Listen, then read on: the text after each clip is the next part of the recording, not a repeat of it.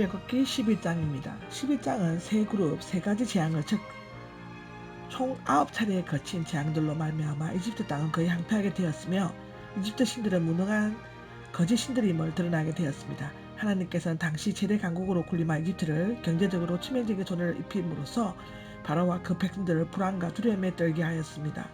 본 11장에는 이 출이집트 사건의 클라이막스인 다음 제13장에 앞서 이스라엘 백성에게는 예비하라는 명령이, 바로에게는 마지막 경고가 주어지고 있습니다. 이집트를 떠날 준비를 하도록 명령한 것이 1장에서 3절에 나오는데요. 1절과 3절, 하나님께서는 마지막 재앙인 장자의 죽음을 앞두고 출이집트를 앞둔 이스라엘 백성에게서 스스로 준비해야 할 일들을 명하십니다. 첫째는 이 재앙은 이집트에서 사람과 가축 중에서 처음 난 것을 죽게 하는 혹독한 것으로 앞서의 재앙들과는 질적으로 차원이 달리는 것을 결정적이고 최종적으로 심판하고 있습니다. 나는 이제 한 가지 재앙을 더 내릴 것이다 라고 나와 있습니다. 하나도 남김없이 모조리 다 내쫓을 것이다. 1절 하반기에 보면 같은 말을 중복함으로써 강조하는 용법이며 문자적으로는 쫓아내고 또 쫓아내라는, 즉 마지막 재앙을 겪은 후에는 한 사람도 남김없이 다 쫓아낼 것임을 의미하고 있습니다. 따라서 누군가가 떠나지 않고 남아 있으려고 해도 그것은 불가능한 일이 될 것입니다. 은폐물과 금폐물을 요청하게 하라고 2절에 나와 있는데, 이미 하나님께서는 모세에게 이 사실에 대해 예언하신 적이 있습니다. 그동안 이스라엘 백성들은 일정한 품삯이나 번번한 대우를 받지 못하고 혹독한 노예살이를 하였습니다. 이제 이스라엘 백성은 나약한 백성이 아니라 전쟁에서 이긴 선지자가 전리품을 얻는 것처럼 당당한 대가를 받고 완전히 해방되어 독립한 민족으로서 당당하게 이집트를 빠져나가게 될 것입니다. 이 폐물은 소금술을 쓰거나 강압장으로 얻은 것이 아니라 하나님께서 이집트 백성에게 호감을 갖게 하시고 모세를 매우 위대한 사람으로 여기게 해주심으로써 자발적으로 얻게 될 것입니다. 이때 이 폐물들은 후에 사치품이나 재산이 아닌 성막을 짓는 데 사용되어집니다. 실제로 모세는 요술사들에게 높이 평가되었고 이집트 백성들 중 얼마가 모세를 따랐으며 바로의 신하들까지도 두려워했으므로 그들에 의해 위대한 사람으로 여겨졌습니다. 고린도전서 1장 27에서 29절에 기록되어져 있습니다. 이 사실에 이집트 사람들이 왜 자신들의 값비싼 보석들을 이스라엘 자손들에게 주었는지를 어느 정도 짐작할 수 있는데요. 모세가 하나님을 높였을 때 하나님께서도 그를 높이셨습니다. 시편 106장 46절에 나와 있죠. 모세가 쌓은 대상은 바로와 그 신하들이었지 이집트 백성들이 아니었습니다.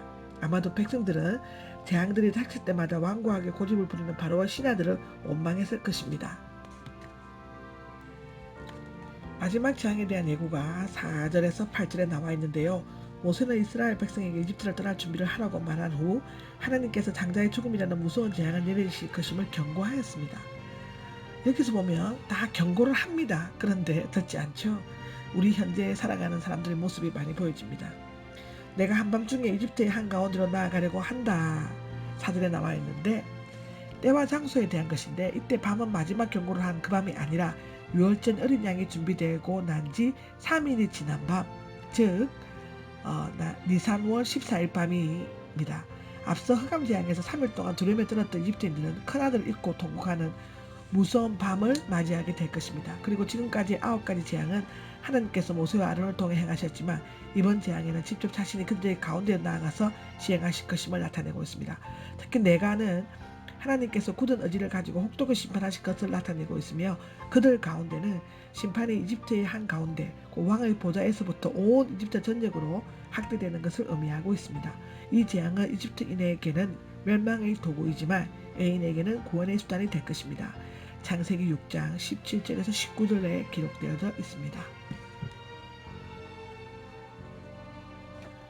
이집트 땅에서 처음 난 것은 다 죽을 것이다. 5절에 나와 있죠. 이것은 재앙의 대상과 범위를 나타내고 있습니다. 고대의 다른 여러 나라에서처럼 이집트에서도 처음 태어난 큰 아들이나 맏배는 매우 중요하게 여겨졌습니다.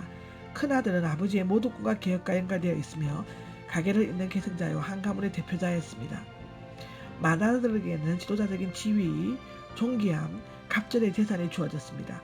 큰아들의 죽음의 범위는 왕의 보좌에 앉은 바로의 처음 난 아들 큰아들 왕의 계승자 후계자이며 신으로 간주되기도 하는 첫째 아들이며 맷돌 앞에 있는 맷돌을 돌리는 일은 매우 고된 일이며 가장 낮은 시문 노예들이 맡았는데요. 여자 노예들의 큰아들과 처음 태어난 모든 가축들이 포함되어 있습니다. 말하자면 하나님께서는 빈부구천을 막론하고 이집트인들이 가장 신뢰하고 소중히 아끼고 신성히 하는 것들을 치려고 하시는 것을 여기서 나타내고 있습니다. 큰 울음소리가 터져나올 것이다. 6절에 이것은 재앙을 치명적인 결과를 나타내고 있습니다. 이집트인들의 우는 소리를 전무후무한 것으로 온 이집트인들의 가정에서 한꺼번에 터져나왔을 것입니다. 지금까지 이스라엘 백성은 고된 노역 때문에 하나님께 울부짖었지만 이제는 이집트인들이 큰아들의 죽음 때문에 큰 소리로 통곡하게 되었습니다. 이집트인의 그 어떤 개도 짓지 않을 것이다. 7절에 나와 있는데 여기에서 움직이다 는 개가 어르는 그림에서 대드는 것을 의미하는데요. 이집트의 개들이 이스라엘 자손을 향해서는 사람이든 짐승이든 지스되거나 물려고 대들지 않는 것입니다. 왜냐하면 여호와께서 이집트 사람과 이스라엘 사람 사이를 구별하셨기 때문입니다. 그 구별은 나누다 떼어놓다로 미알려용으로 써있죠. 이 세상에서는 믿는 자와 믿지 않는 자를 분명히 구분시키기가 어렵지만 심판날에는 양과 염소를 나누듯이 분명히 구별될 것입니다. 이것은 바로로 하여금 하나님께서 특별히 이스라엘을 구별하여 보호하신다는 것을 알도록 하기 위함입니다. 와의 모든 신하가 모두 나가 주시오라고 말할 것이다. 8절에 나와 있죠. 지금까지 바로의 신하들은 바로를 전지전능한 신처럼 떠받들고 경배하였습니다. 그러나 열 재앙을 통해 바로뿐만 아니라 그들이 숭배하는 모든 신은 다 무능하다는 것을 깨달았습니다.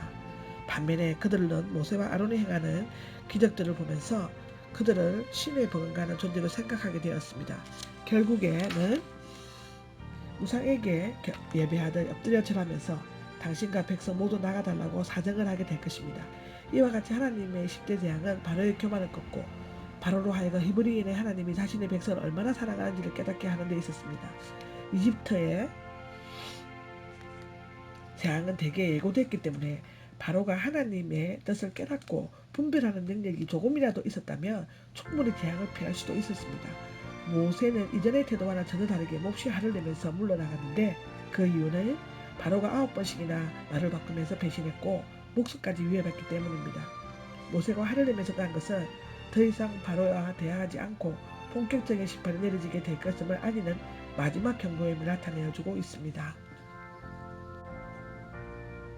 바로의 반항에 대한 요약이 이렇습니다. 9절에서 10절에 나와 있습니다. 이 구절들은 바로가 모세를 통해 전달된 하나님의 명령을 계속해서 거부했고 그 때문에 하나님께서 이집트에 이적을 베푸셨고 여호와께서는 바로의 마음을 완곡케 하셨으므로 이스라엘 자손을 내버리지 않았음을 간략하게 정리하고 있습니다. 그렇다면 왜 하나님께서는 바로로 하여금 열 재앙을 당한 후 이스라엘 백성을 내보내려고 했을까요? 이스라엘 백성은 비록 고된 노예 생활이었지만 고기 가마 곁에 앉아 빵을 배부르게 먹을 수 있다는 기록이 되어 있는 것을 볼 수 있죠. 출애굽기 16장 3절인데요. 더욱이 400여 년 동안 그들은 자신들도 모르는 사이에 이집트의 각종 우상 문화에 젖어 있었을 것이며 더욱이 조상들이 가뭄 때문에 포기하고 내려왔던 그 황량한 가나안 땅보다는 목토지도 많고 비옥한 땅을 떠나기가 그렇게 쉽지는 않았을 것입니다. 이제 열 재앙을 통해 이집트의 신들은 거짓 신들임을 드러났고 또 장자의 죽음까지 당한 바로의 이집트인들이 살기 어린 분노로 말미암아 더 이상 이스라엘인들이 이집트 땅에 머무를 수 있을 수 없게 되었습니다. 결국 그들은 불가항력적으로 한 사람도 남지 않고 떠나지 않으면 안 되게 되었습니다. 바로 여기에 열 재앙에 숨겨진 하나님의 놀라운 섭리가 담겨져 있습니다. 여기서 11장의 히브리어를 공부하겠습니다. 11장에 3절에 보면 은혜, hen입니다. 은혜, hen, 호의를 베풀다. 불쌍히 여기다라는 조건 없이 베푸는 호의나 은혜를 말하고요. 3절에 아주 위대하게는 가돌 메오드, 가돌은 큰 존귀한 강대아니고 메오드는 많은 힘이 대단히 크게 각혈합되어 상대를 압도할 만큼 위대한 출중함을 시사하고 있습니다. 6절에 전무후무하는 로 니오와타, 로 토시프, 로 니오와타, 로 토시프 강한 부정의 뜻을 지닌 말로 문자적으로는 이전에 발생한 일이 없었고 이후에도 다시는 일어나지 않을 것이라는 뜻이라고 합니다.